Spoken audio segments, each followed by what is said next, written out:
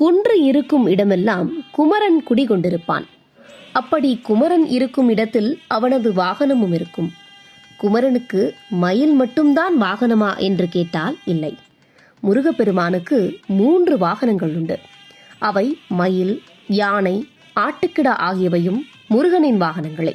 தேவர்களுக்கு அருள் செய்த தலைவனாக இருப்பதாலும் ராஜ கம்பீரம் கொண்டவர் என்பதாலும் அவருக்கு யானை வாகனம் பொருத்தமாக வழங்கப்பட்டுள்ளது. திருத்தணியில் உள்ள யானை வாகனம் சுவாமியை பார்க்காமல் கிழக்கு நோக்கி இருக்கிறது என்பது குறிப்பிடத்தக்கது. ஒரு சமயம் நாரதர் வேள்வி ஒன்றை செய்தார். அந்த வேள்வியில் மந்திரங்களை தவறாக உச்சரித்தார். அதன் விளைவாக யாகத்தில் ஒரு பெரிய ஆட்டுக்கிடா தோன்றியது.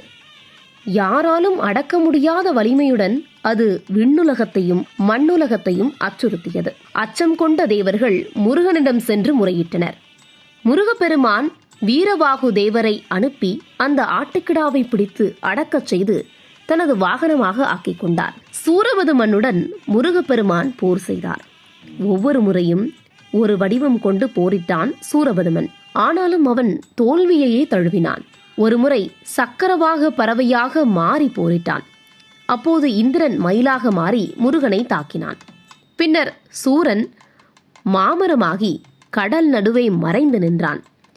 அந்த மரத்தை வேல் கொண்டு 2 கூறாக முருகன் பிளந்தார். அதில் ஒன்று மயிலாகவும் மற்றொன்று சேவலாகவும் மாறியது.